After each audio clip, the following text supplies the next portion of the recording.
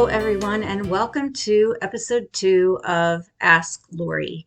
Here is our question for this week.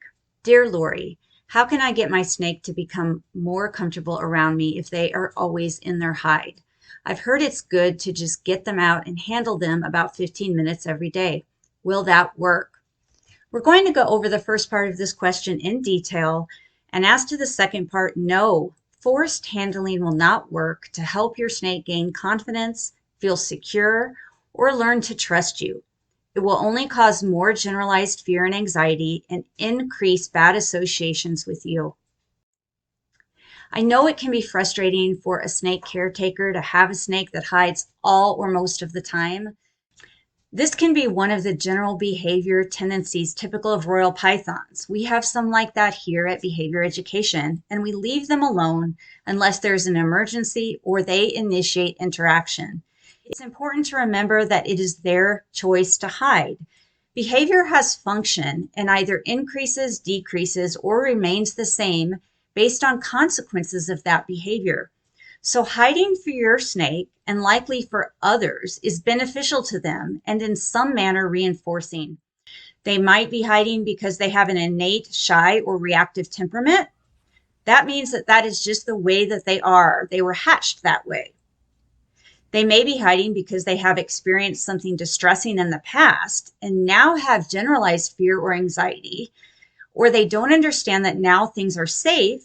They may have undergone an abrupt transition from where they were before to how they're being kept now and are unable to cope with the drastic change.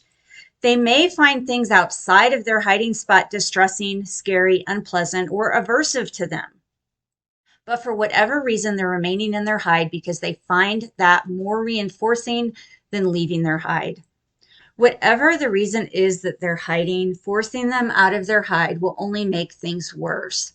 Intruding into their personal space and invading a location they have come to feel safe in will now take that feeling of security away, potentially making them more anxious and nervous in anticipation of when their previously safe spot may be violated again. They will likely hide even more, either in that same spot or they may find a different place to hide. They may also become increasingly defensive when approached in their hiding spot.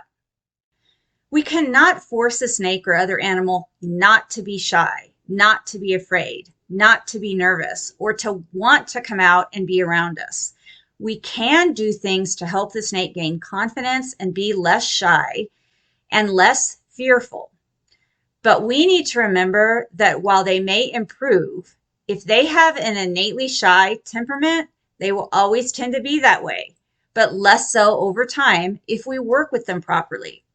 We can do things to foster a relationship with them built on trust that has positive emotional valence, meaning that they form a good association with us and the environment outside of their hiding place. We can do this by leaving them alone and by giving them plenty of places to hide and feel safe as they move around their enclosure, while at the same time placing that enclosure in a location where they may observe normal household activity if they choose to.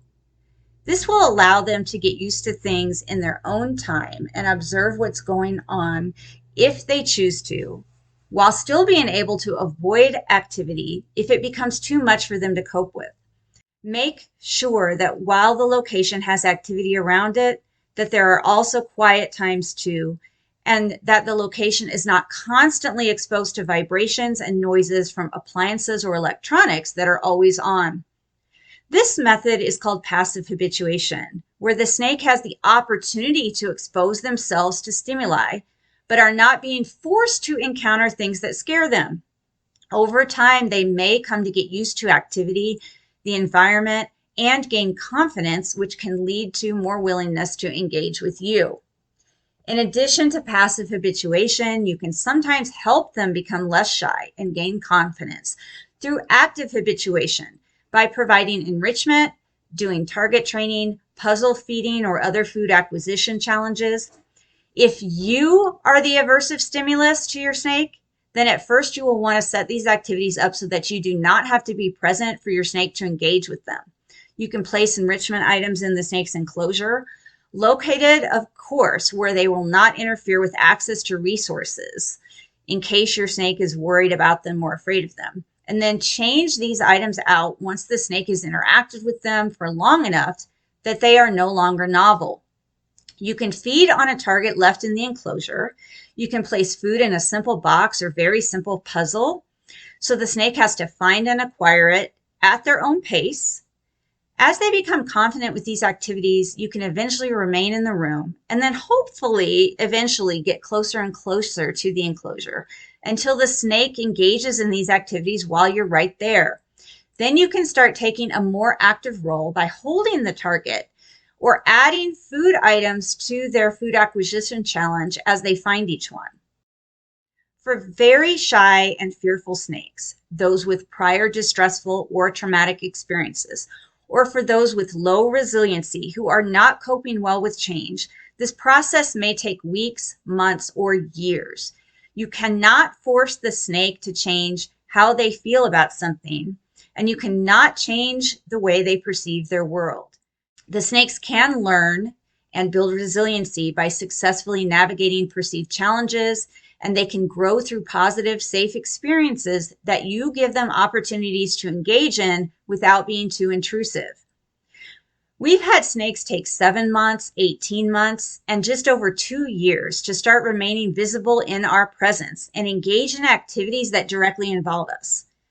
I know that this can be frustrating and that waiting isn't easy for us impatient humans who want everything instantly. However, it is very rewarding as keepers when we finally see the snakes and they remain out while we are nearby, because we know that they're choosing to do that of their own free will and they're no longer afraid of us.